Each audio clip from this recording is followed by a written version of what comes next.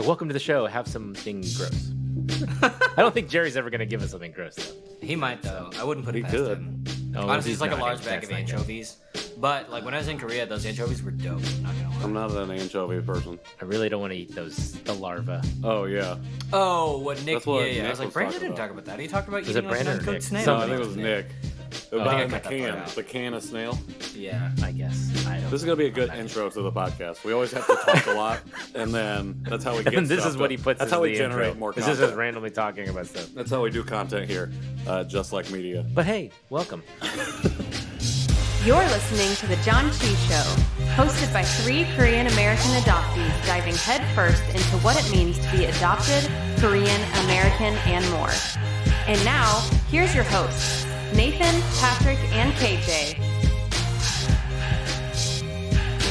Welcome to the Janchi Show. This is episode 9. My name is Nathan. I'm Patrick. My name is KJ. 5'2". JK. That's a white rapper that I don't want to be colluded with. It's fine. It's fine. MovingOn.com. And we are here back on our show with episode 9, as I just said. And we are interviewing a great guest today that we found online that one of us knows already. Dude, this is getting creepier and creepier. I didn't know I was It going was to going that. creepy, but you brought it back to found him normal. We on already knew her. Craigslist. One of us already knew who she was. It was fine. I lost what we were supposed to be talking about. I was like, oh yes, we're supposed to go back to what Bro, Janchi throw it means. up. Yeah. Yes, okay. So, what does Janchi mean, KJ? All right, so here's the deal. I pop it into Google Translate. Janchi says feast, and then I add some verb endings, and it was like party, and then I almost never got celebration, but we're doing all 3. We're throwing a party. We're Yeah. occasionally feasting. We're always celebrating our Korean American adoptee identity, and really just like all of the things that make us who we are. Yep. Very nice. Nicely said. I concur. I was just about to say that. That's Do you awesome. concur? Nice. Why didn't I just concur? I concur to everything you just said. Who are we talking to today? Nathan? Oh, well, I was going to... you should do that because I was going to... My friend, my new, but feels like old friend, Liat Shapiro is here with us today on episode 9. Liat shares with us her adoption story about growing up the eldest of 5 Korean adoptees in the Boston area. Talks about being homeschooled and developing her own curriculum. Her time at Brandeis University, and then her work with KKOOM, a really, really cool nonprofit organization here that helps Korean orphans over in Korea. But you got to stick around to find out more about that. This is a really great conversation. I was really happy to have Liat on the show. And later, we do try mystery item number 2. It is cylindrical, and I'm not going to give any more away because I feel like it gives a lot of it away right there. It's carbonated. Yes, it was a surprise for sure. It was I a like it. A real surprise drink. for sure. It was refreshing. So, thank you for tuning in and continuing to listen and support the show. We really hope you enjoy this interview. Here is that going roll clip. See, it's weird closing it, right? Yeah, it is sometimes. You're I like, thought I had here- a good one, and then I was like, I've already messed it up. I'm just going to say words and Roll the just slide out of the screen. And do the thing.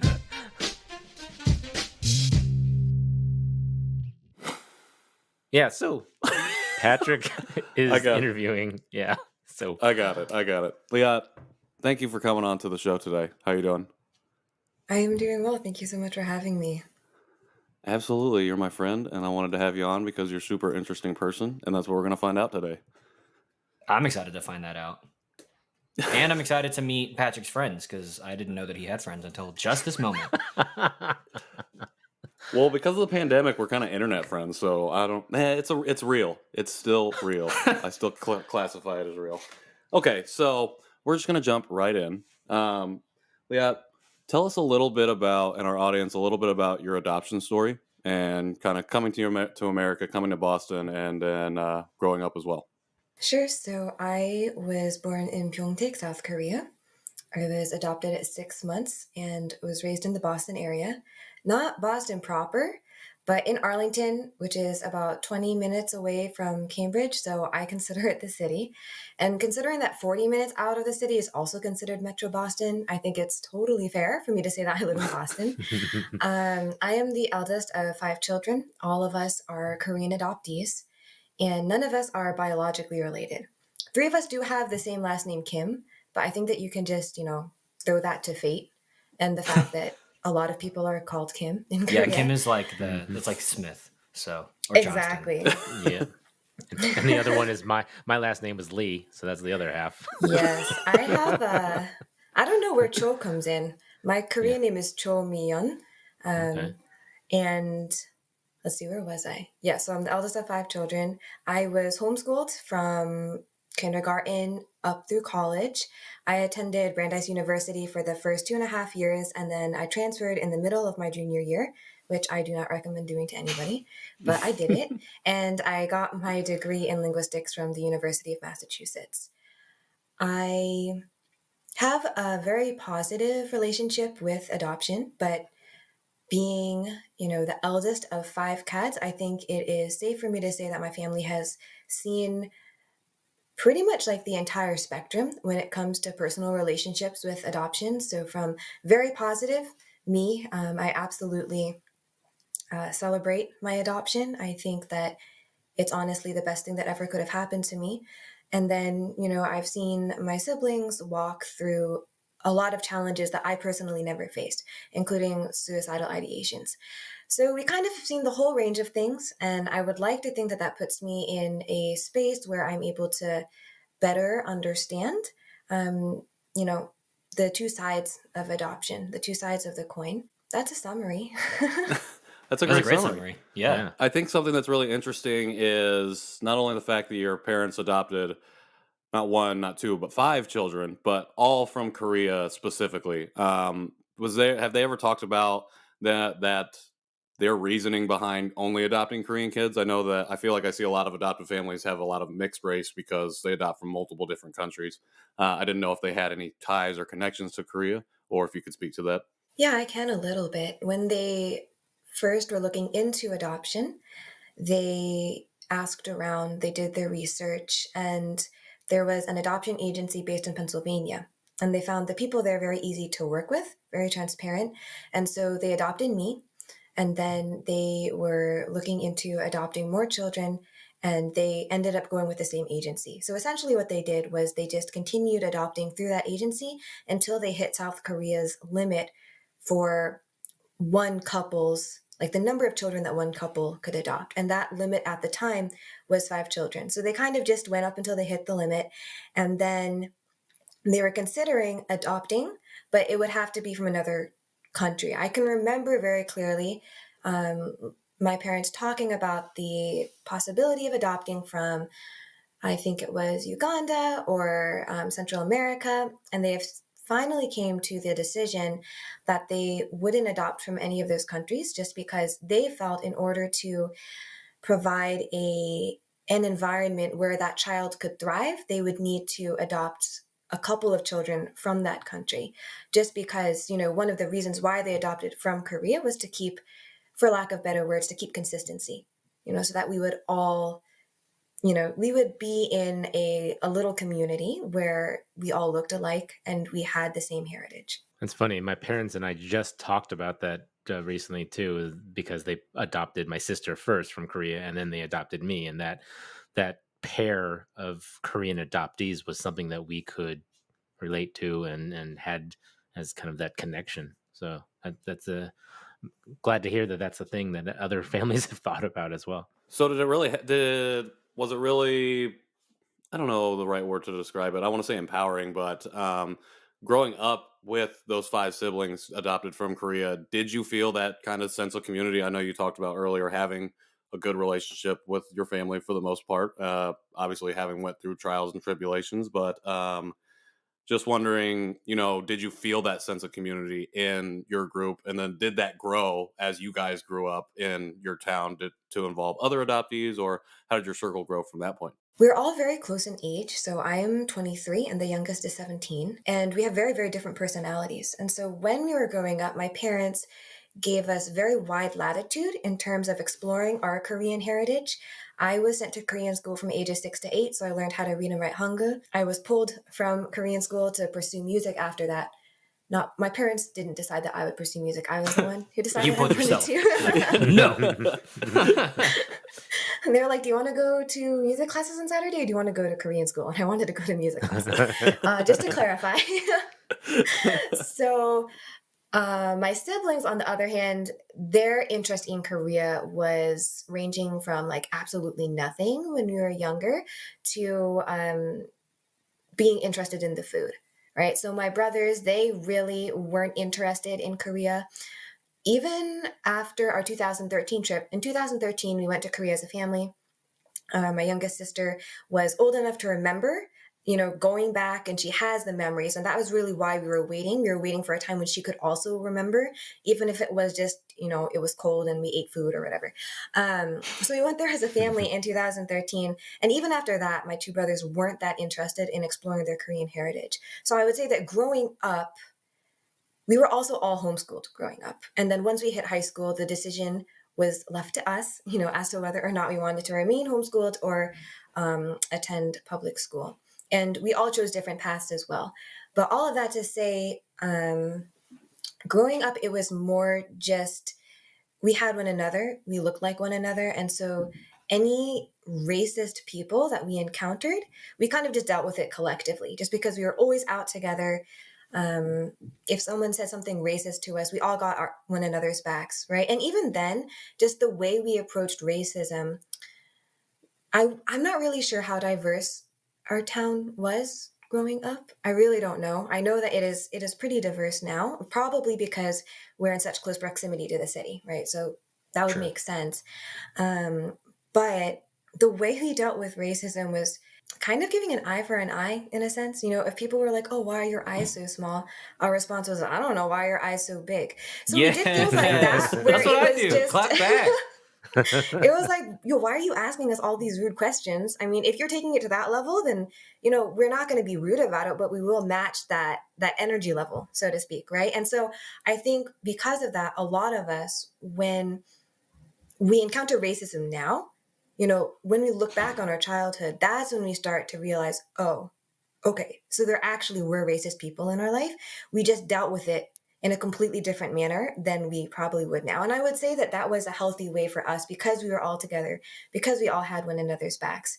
It was a healthy way for us to deal with something like that. And our parents did a very good job of speaking to us about, some people say this because of that, but they always approached it from, these people could actually be genuinely curious, or they could be ignorant, or they could actually be wanting to be mean. That was kind of how they phrased it. And so I would say, the heritage, exploring our heritage, that varied. Our interactions with racism also were varied, but we dealt with it all collectively when we were outside. Individually, I can't really speak to that. But I would say that, growing up, we had a very happy childhood. We all enjoyed one another's presence. And for the most part, it was individual exploration later on in life. I guess that's what I'm trying to say to answer your question. So something that you said, I'm curious. You said, like when you were younger, and some person was being ignorant or whatever, asked a whether it was well-meaning or hurtful question about like, why are your eyes so small or whatever. You just like hold the mirror up to them, and be like, why are your eyes so big? But you seem to say that like that was how you handled it then, and that's implying that's not how you handle it now. So what has been the shift for how you handle that now, and what caused the shift? Well, I think as a 23-year-old, it wouldn't be very mature for me to just ask them why their eyes are so big. And so I think that's part of it, just the fact that I grew up and realized that there are ways to better engage in conversation with people, regardless of their intentions. I would also say that, growing up in a racially charged world, as you get older, you're able to understand the nuances, right? And you're able to understand just how people are coming from completely different ways of thinking. And so I think for me, one of the reasons why I don't just hold up a mirror is because I really do want to try and understand where they're coming from. If they ask me a question like, "Oh, are you from the North and the South?" and their tone of voice is very much haha, I'm trying to poke you right now, then I won't engage, right? Whereas if they were genuinely asking it, whether that's because they are truly interested, maybe they knew somebody from North Korea, or they're just ignorant and they think it's funny, that might be a time for me to give some what I like to call gentle education, just quietly and nicely explain to them the significance of their words. But I think that my approach is more trying to understand where they're coming from. Whereas when I was younger, it was more of I don't really want to deal with this, so I'm just going to do what I've always done, which is just reflect it back to you. Solid. I generally never know whether or not I'm gonna have the patience to try to deal with someone. So a lot of times I'm just like, well, why are you like this? And then it's fine. But also, I like for me, like I have a relationship with most of the people who will say those things. So like I know that they're not like being super mean hearted about it. So I just also equally am like, well, here's how it feels when you get asked that question. Because how many white people ask other white people, hey, why do your eyes look like that? So you talked about being, to kind of bring it back a little bit, talked about all of you guys were homeschooled, and it seems like your parents, you wrote in your guest form about them both having went to MIT, really strongly pushing and supporting you guys in education. How did you go from being in homeschool and creating your own curriculum to linguistics at Brandeis? And what was that journey like for you? Not only as an adopted person, but just as a person in general. Like, what is that? What was the experience like? One of the homeschooling stereotypes is that we aren't social, or we aren't socialized, or we aren't given the opportunity to socialize with people. And I have a lot against that stereotype because although it's true in some cases, my parents were very good at opening up opportunities for us. And that's something that I really appreciate about my parents is parenting style in general, just always willing to, okay, what do you want to do? And so for me, the transition to university was less, oh, I need to learn how to interact with people and I need to understand how to hit deadlines, as it was just managing time and then dealing with the consequences of not putting away distractions. So for me, I think it was more the typical college, time to grow up and manage your time well. You're not in high school anymore. You're really working toward a career. You're working towards something, greater than what you've really honestly ever worked toward before. And so that was the mindset switch, I think, was what was the most difficult for me. So, with going to college, then out of that, was that when you first started to get more involved in the adoptee community? I know just from our experience working together a little bit over the summer, I know that you do a lot of stuff and you do a lot of things and in that realm and others. So, I was just wondering kind of how that journey started for you and has led you to kind of where you're at now. So when I was younger, my parents took me to a couple of events hosted for Korean adoptees. So I did know a couple of Korean adoptees, but I never really maintained contact with them. In 2015, I went to Korea to study abroad for 6 weeks. It was a summer program. And when I Cool. came back, yeah, it was a great experience living there in Seoul. I lived with a host family who I'm still in communication with. And I think that really piqued my interest in the Korean adoptee community. But at the time, the Korean adoptee community was mostly Facebook groups, and they also had a 18-year-old, I want to say, age minimum for a lot of the groups. Yeah. And so I joined a couple of them. And then I didn't really like what was going on there. Just there's a lot of drama, there's a lot of negativity. And it's not necessarily that that stuff shouldn't be there because it's an integral part of any community, right? And people should be allowed to speak Right. and have their voice and discuss. But for me at the time, I wasn't at the stage where I could emotionally and mentally filter that out. And so I decided to just, leave all of the Facebook groups. There are a couple of adoptees who I had connected with and I stayed in contact with them over Facebook, and they have been incredible sources of wisdom and light in my life. So I'm very grateful for that handful that really, not necessarily took me under their wing, but they were willing to treat me as a little sister and, teach me things, not necessarily about being a Korean adoptee, because I think for most of my life, I've been fairly okay with my identity as a Korean American, as an adoptee. It was kind of just like, yeah, I might look different, but at the same time, it doesn't really matter. That was my That was my general outlook on life.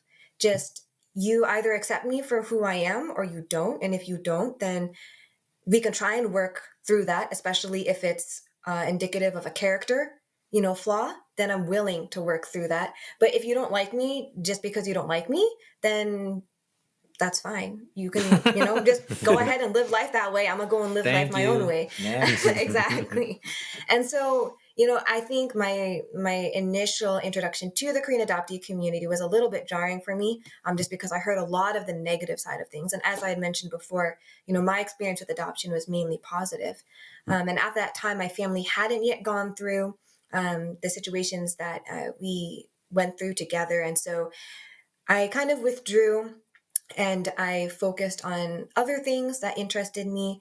And I would say that, I always wanted to give back to the Korean adoptee community. Maybe not even the Korean adoptee community, maybe the community that I came from. That was always on my heart and in my mind. But I kind of just assumed that if that door were to open in the future, it would open and I would be able to, basically that path would be made clear. And back then, it really wasn't. And so I was like, all right, I'm going to just not worry about that. And if people want to talk to me about adoption, if other adoptees want to reach out and talk to me, that's totally fine. But I'm just going to continue living my life as it is, where adoption is part of my identity, but not like number one, if that makes sense. Yeah, I mean, I that's wonder if something we some of talk that. about on the show. Oh, go ahead, Nathan.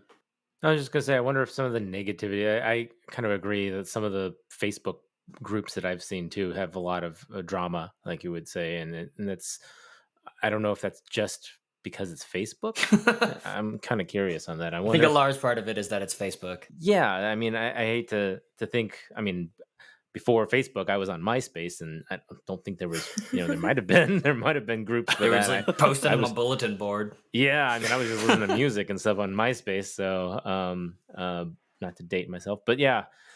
And so I'm just curious. We're not ageist on the show, Nathan. We want you here. Hey, if you want me to go even further, I was on Friendster. How about that, huh? You heard of Friendster? I've only heard of Friendster. I think somebody. I was like, "Oh, what is this?" And then I've only heard whispers of this Friendster. Okay. yeah,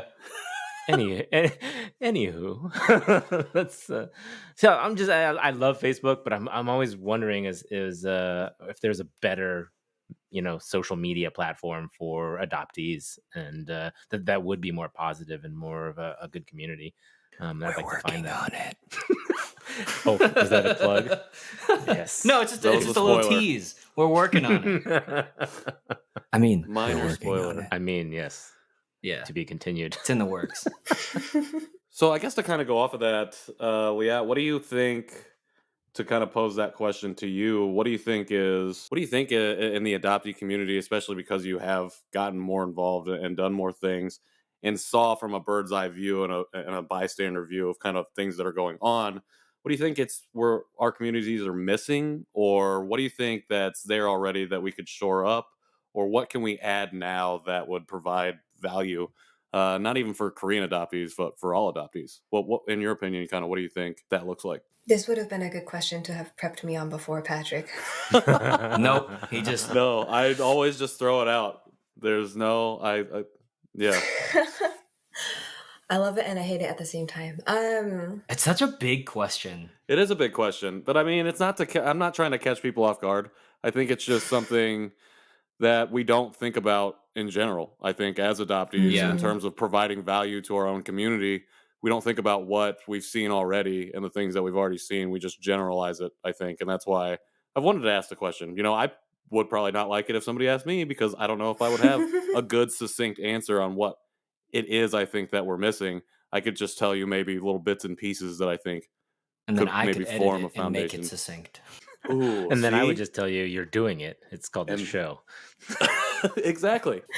I think that, and this is kind of the outlook I take on any community that I'm involved in, and all communities have their contentions and their strifes, right? I think for a community that is, as we mentioned, primarily, based in Facebook, on Facebook, at Facebook. I don't know the right Within. preposition. Within Facebook. Yes, okay. Yes. Within Facebook, I think that what we're seeing is a lot of echo chamber. A lot of things just flying around, emotions can escalate very quickly. And I think in any situation where emotions are very high, the key, or my parents anyway, they were the ones who taught me that a very important ingredient in any situation like that is compassion and empathy. To think very carefully before you say anything and to think about it from the other person's perspective. And so for me, when I look at the Korean adoptee community, when I look at just, you look, for example, at the birth family spectrum, the birth family search spectrum, you have people who have found their families, amazing stories, right? And then you have people who have had horrible experiences. And you put those people in the same room, and some of the people are able to get along well with people, regardless of what side of the spectrum they're on. And then some people just really cannot deal with the emotional differences and whatever other kind of differences. And that turns into unnecessary tension and unnecessary hate, right?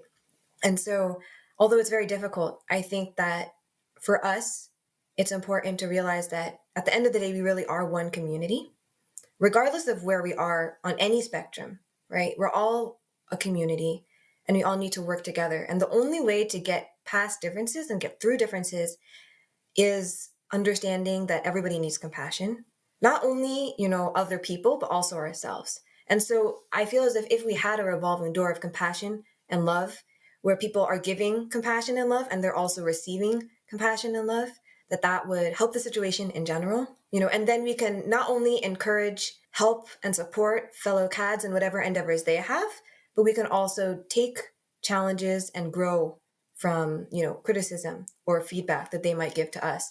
And hopefully, in the future, we'll all be able to get to that point where we're giving and we're taking in a way that is, beneficial to everybody. Yeah, it's great. I mean, everybody has a different story. Everyone has a different circumstance. Everyone comes into it with different mindset. But that compassion that you're saying is very true. If everyone can just understand that there are multiple stories and that nothing is right or wrong, and your story doesn't affect my story, and everyone can just be their own person and live together and be happy. That would be great.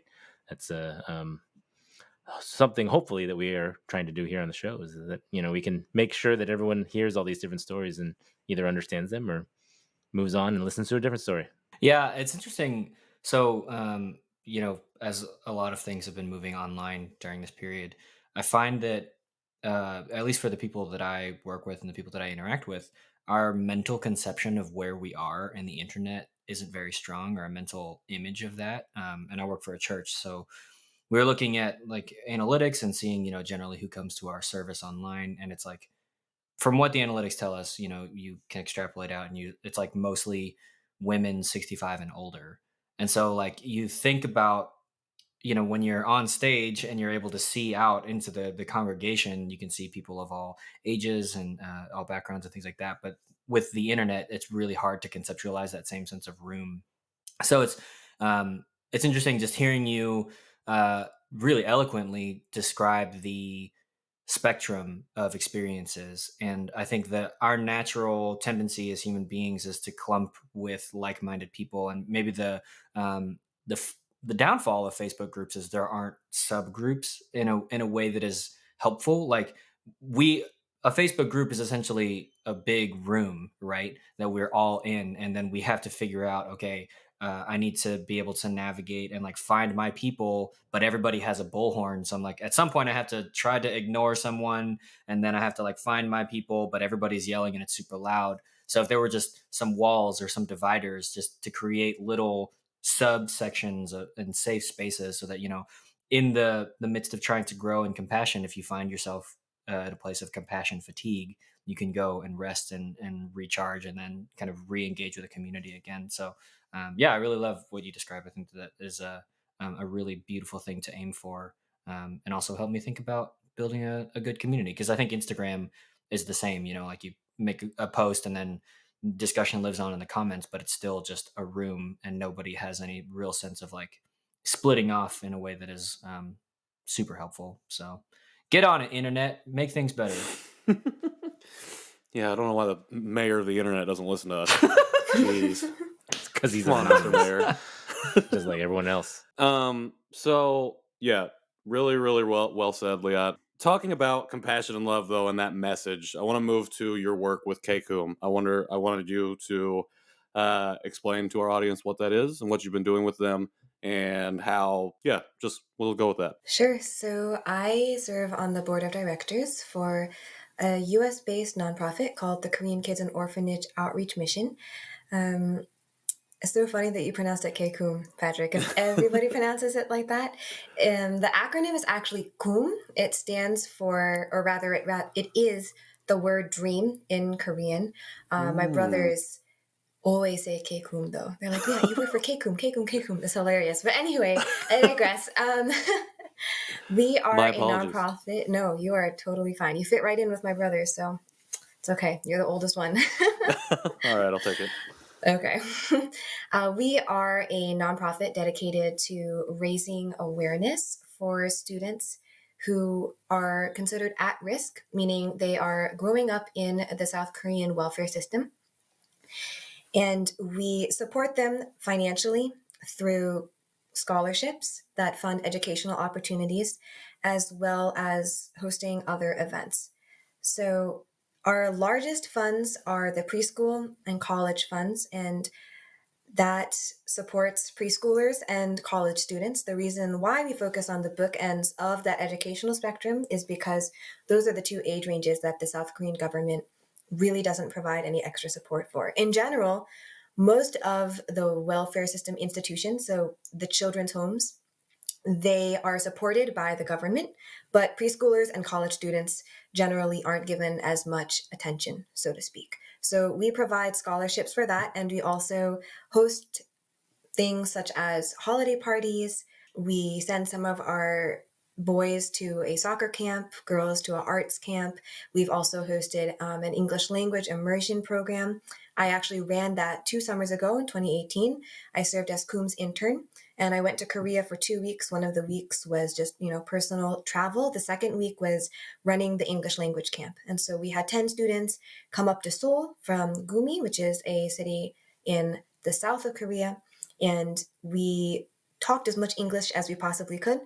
We spoke as much English as we possibly could. They engaged in activities that had them speaking to foreigners in English, right? And it was just so amazing to see the improvements that they made in those 4 days. Just the confidence that they received from doing something that they otherwise never would have been able to was an absolute blessing and privilege for me to participate in. I am currently working on our volunteer program.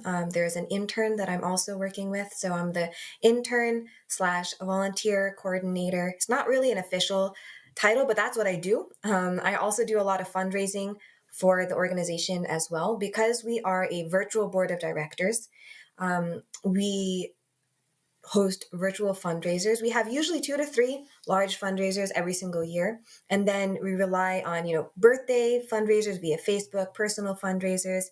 We have a lot of longtime donors who just consistently give and give. And it's absolutely incredible to see the love that we have been able to share with these children. Just recently, we were able to raise some money to celebrate KOOM's 13th birthday, and they celebrated with these really fancy Baskin-Robbins cakes. I don't know, Baskin-Robbins in America, man, they need to step up their game, because go to our Instagram, which is Korean Kids 07, and you'll see some of the cakes that they have. It's out of this world. Anyway, so we do things like that where we fundraise for our birthday, or we fundraise for Giving Tuesday. And then those funds, go toward providing opportunities for the children that they wouldn't have, whether that be educational, such as the camps, or just, fried chicken parties. We've done that before. We also did, a party where they ate crabs. And it's just amazing because these children, they're living in very loving environments. The 3 children's homes that we support, their systems of operation, so to speak, are different from a lot of the welfare institutions in Korea. It's very family oriented. So there are houses of, 8 to 9 children, and they have a house mother. And then the house mothers rotate within, the boys' home or the girls' home. So everybody has a 엄마, a mother, and then an imo or komo, so a aunt. And it's just a very familial atmosphere, right? And that's the reason why we support those three children's homes specifically, because we know that those children are being raised in a very loving and nurturing environment. So that's a little bit of background about what we do. That's awesome. Yeah, that's cool. How many kids are involved? About, you said 10 came up for the thing last year, but or a couple years ago. Yeah, so I think in total, I want to say that over the 3 children's homes that we support, 282 children, I think. Oh wow. There Wow. is a children's home that is for that serves children and young adults with special needs, and they have 143 children right now. We've had a couple of new preschoolers come in, so the numbers are always increasing, which is, as a Korean adoptee, that's incredibly sad. Just knowing that, once you enter a children's home, there is very little chance that you'll be adopted out, just because domestic adoption really isn't a thing in Korea. And it's hard. It's hard work for me, especially as an adoptee, just because of that background and knowing that very well could have been me. I could have been the one in that home. And actually, this sounds so shallow, but today I posted on Instagram on my story, and it was a picture of some of the girls, eating the cake and having fun. And I was just sharing with the people who follow me on Instagram. I was like, one of the reasons why I chose to get involved with KKOOM is because of my identity as a Korean adoptee.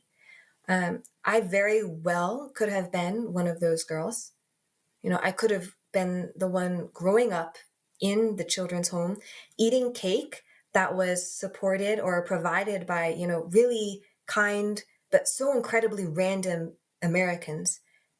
But I'm one of those random Americans, and it's incredible to me that I've been put in this position where I'm here in the United States. I have all of these opportunities.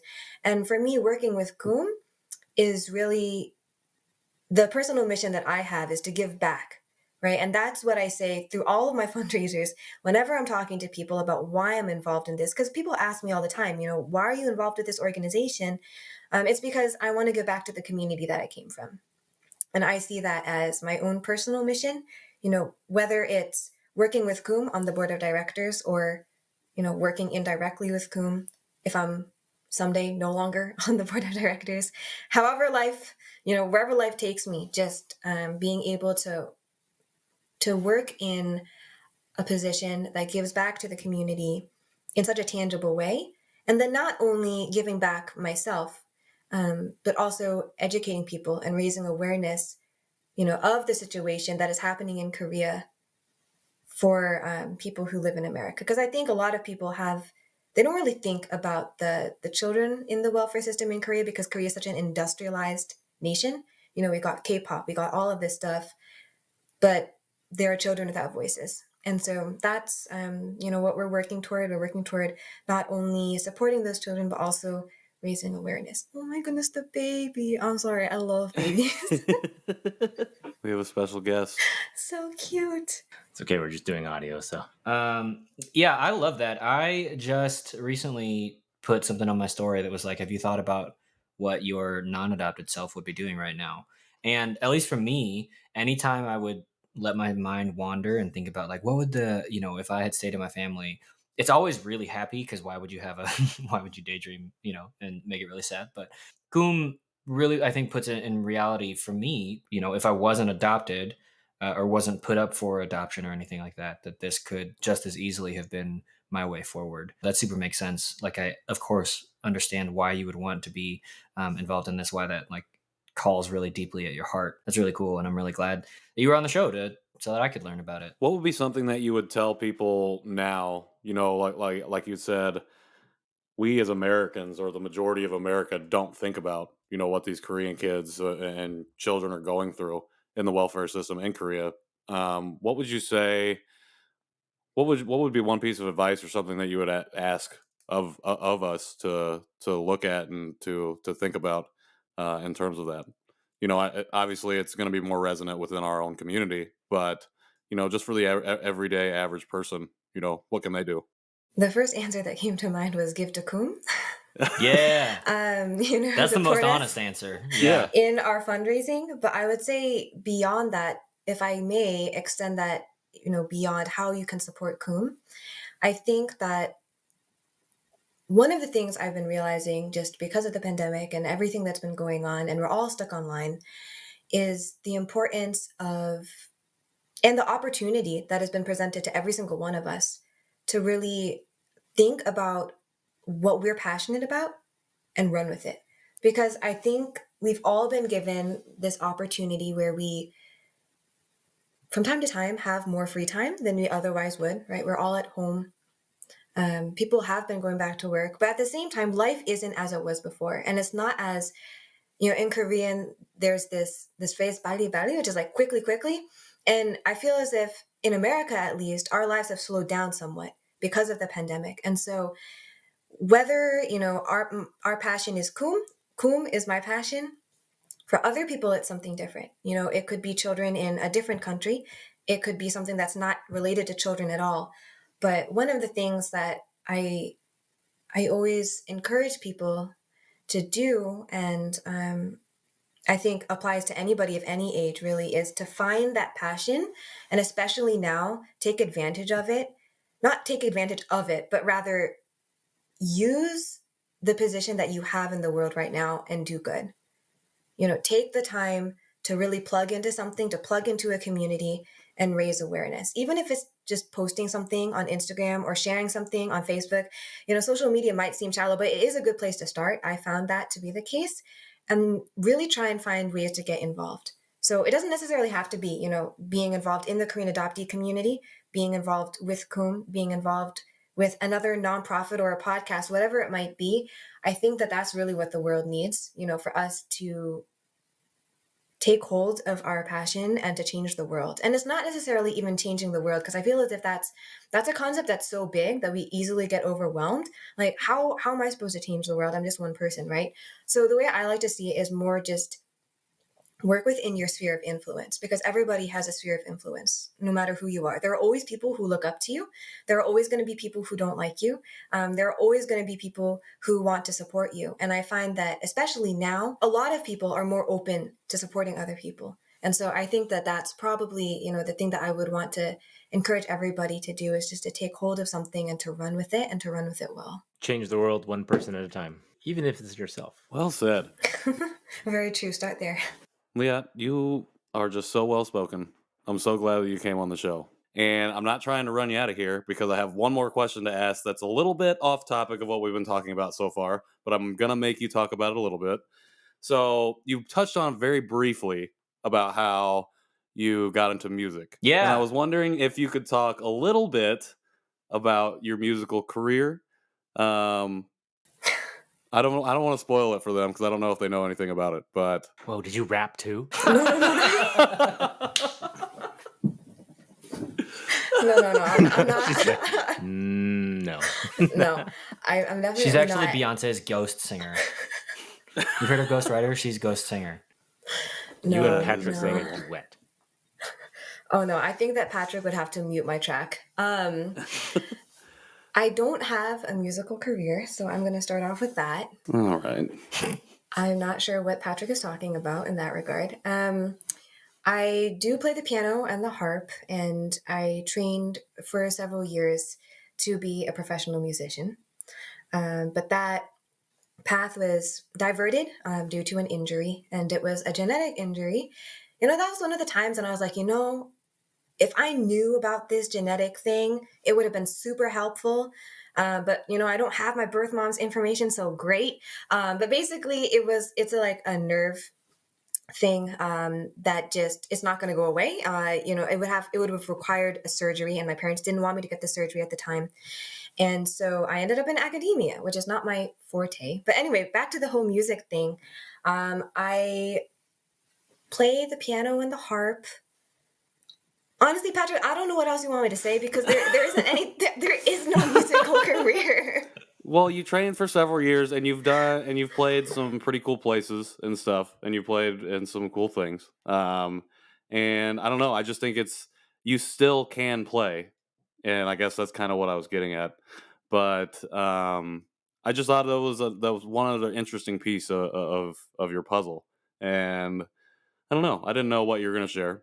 You shared that you played them and you've played them before, and I'm I sharing mean, that you do still play now. So, I do. I um, have some projects. There are a couple of projects coming up. One of them will involve Korean adoptees. You know, because Patrick's a big bro, I guess I should give him something. I am working with a composer who is a Korean adoptee, and he will be writing a harp arrangement of Arirang, and the person who will be doing our track cover art is also a Korean adoptee, but we have no idea when that's going to be released because he doesn't know when he's going to have time to write it. I don't know when I'm going to have time to record it, but it's going to be out there at some point, and I think that will be a very personal and a very fun, project, just because it's all Korean adoptees, and we are all going to be working on, Arirang, which is one of possibly, the most famous song to have ever been written. It's one of the not to have been written in Korea. You know what? I'm really not good with words. I don't know what you're talking about when you said that I was eloquent earlier. Like, because that's you definitely were not the and you case. are still. So,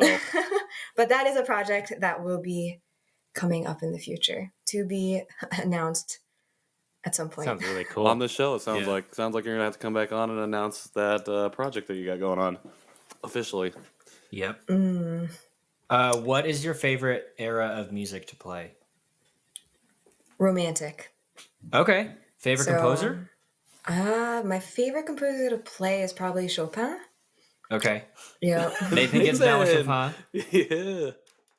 I am a fan of Brahms. I like the neoclassicism that Yes. he brings. Also, I'm working on a Brahms so, trio. oh yeah, nice. Oh, wait, actually, this is and mostly just for me, but I'm curious. So you were in Korean school, right? And then went to music, and then got to linguistics. Um, well, so two questions. I'll start with this one. What did you learn in Korean school besides the language? Because I've always wondered what they teach there. Yeah, so besides the language portion, we had electives, and one of the electives was ballet, so I did ballet. And then the other Was it different than elective, American ballet? Like, is no, Korean ballet like a separate? Or are you just like, nah, I just took ballet for funsies. no, it was classic, Okay, great. tutus and leotards and all of that stuff. Um, and then I also took a music elective, so I learned how to play the Korean flute. Like the little ocarina thing? Yeah, kind of. Okay. I honestly I don't remember, and I lost my Korean flute a while ago. But So so like as I big as took your fist? ballet, and yeah, it was small. I Okay, took yeah. ballet, and then the Korean flute. So those are the two electives that they had that I participated in. They also had things like taekwondo. They had Korean traditional fan dance, things like that. The typical things that you might study in a hagwon. They had that at the Saturday Korean school that I went to. Cool. Okay, so then what brought you to like from Korean school to music and then jumping ahead however many years to linguistics? Like what was that pathway like for you? For me, being adopted, I'm quote unquote the only musical one in the family. I'm certainly the only person in my family who's made music a profession. I'll say that. And my mom at least was always like, "Oh, well, you're so good at languages because you're good at music." So I didn't know. I don't hold a lot of weight in that statement, but I was just curious if part of your music interest and being adopted informed your choice in linguistics as an academic career, or what that was like. Yes and no. Very convoluted story about how I got to linguistics. Essentially, what happened was I've always loved learning languages. So I learned Korean in Korean school, and then my mother spoke to me primarily in French for the first year and a half or so. And then my siblings came along, and that was just completely untenable. So I also had a background in French. So Korean and French, Very similar languages. very similar indeed. I had early exposure to those languages, and so when I picked them back up in it would be, I guess, elementary, and then elementary for Korean, and then later on self-studying. But then for French, it was middle school through high school. I very much enjoyed languages, and I was interested in going into linguistics, but then I ended up wanting to go into neuroscience. So I actually started off as a neuroscience major at Brandeis. I was like, oh, this is way too difficult. STEM is not for me. And so I dropped down to the fake science, as linguistics is sometimes called. And I There was seem to be a lot approaching of it. those. I was approaching it from the perspective of I want to understand language acquisition. So how second language acquisition works, right? But Brandeis, they didn't have a lot of classes on second language acquisition.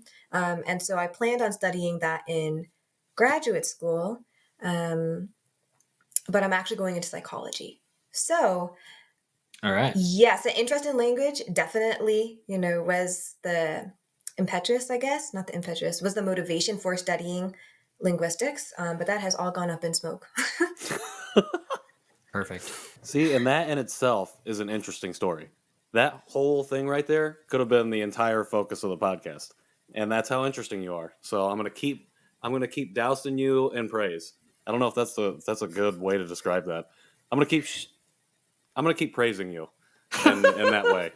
I couldn't think of a way that didn't sound terrible, so I'm just Jerry, gonna can you leave it edit at this that. part? Edit No, every single I'm the time. editor, Whoever yeah. edits every single time, Patrick is like, "You're so interesting. You can just edit that out. That would be Well, perfect." the best part is though, and like I think this is why we all think that you're so eloquent, is because Patrick is like, I want to praise you, and also my words have failed me. Right? So it's You just took all the words. It's just him floundering for like, I want to douse you in just like low key violent, and for like, I want to stab you with praise. I want to. Just Patrick my is like, how do brain, I no work, no how do I more. be nice? I don't remember. I don't talk to enough people anymore. Hey, I was just laid up for a week, so Yeah, no, you're good. actually I was still talking to people, but with my fingers. And that's via message, not whatever you guys are thinking. You're the worst. Thank you. Okay, then let's do. You can find out more about KKOOM, right? At all of the places on the internet. Liat, help us out. Where can we find out more about KKOOM? All right. So on Instagram, we are KoreanKids_07. And then if you just search Korean Kids and Orphanage Outreach Mission on Facebook and Twitter, you can find us there. Sorry, Nice. I just saw that Robin got a hold of the mic and was pulling it. Oh, so that was cute. amazing. She is adorable, but it's left Nathan mute, so that's unfortunate. I mean, it's probably I good am. because He's otherwise a- there'd just be baby noises all over the place. But there we go. baby noises, amazing. Perfect. So that's fantastic. We're gonna take a break, and when we come back, we will be drinking from mystery item number 2, courtesy of producer Jerry. But we can tell that it's a can because he can't hide the shape of. Well, I mean, you could have actually if you worked harder. Could have put it in a box. He's a little lazy. So yeah, so we'll come back and check that out. Yep. In Here's just the a moment. Bye. I'm so bad at transitions. You'd think after 9 episodes I'd be a little bit better, but I'm not. It's all right. I'm like 0%. You start super strong and then Yeah. and tails just off. fade. That's me. Like I'm happy to start things, and then I need somebody else to maintain them in perpetuity because I I got you. don't have that kind of energy.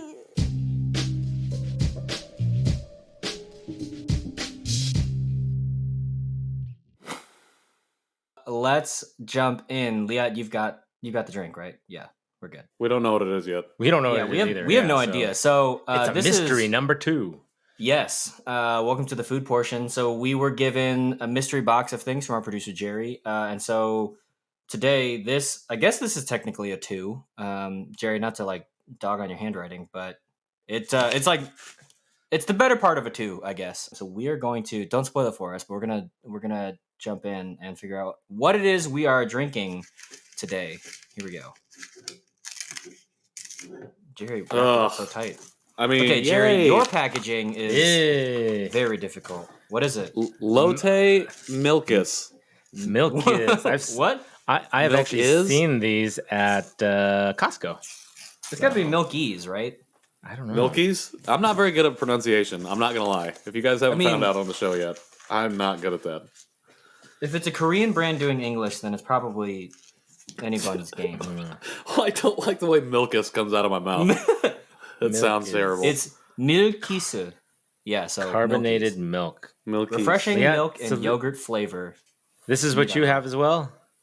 Yes. Well, I actually have a different flavor because my H Mart ran out of the OG. So mine is Oh. peach Milkis, but Peach. That sounds better. See, she said Milkis too. But it's all right. Look, it is Milkis. I just pronounce it the American way. Yes, the American way. Interesting. Milkies. Milkis. Milky Yeah. soup. No caffeine, no preservatives, no corn syrup. And New a feeling lady- of soda beverage. What's up with Mary Poppins on the front? Look at that.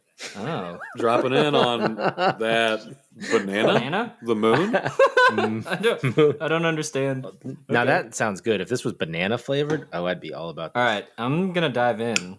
Yeah. So I'm going to You have preface to by shake? saying that I am not a big milk fan. no, I don't. do I'm not lactose intolerant, but Okay, you just I don't like milk milk. things. So, Oh, okay.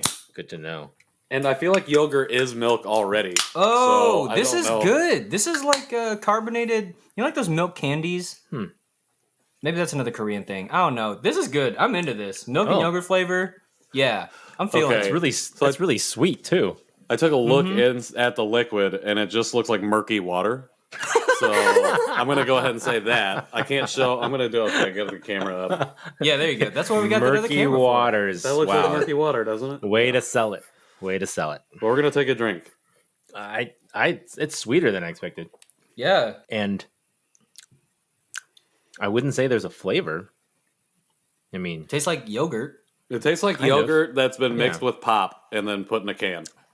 but very light pop, Or not soda. super carbonated. Sorry. Like it's not overly carbonated where I'm like, I'm gonna, have problems. That's Yeah. good. How is the peach flavor though? Does it taste like peach, just peach yogurt? Kind of. I don't know. I never associated it with yogurt. Oh, So What are you I'm finding associating it with? I don't know. creamy soda. This was actually I went back to Korea in 2013 and Milkis was my brother's favorite drink and I didn't like it. I didn't Patrick like is it so excited that you said Milkis. for the long. I'm gonna switch it up now just to annoy him.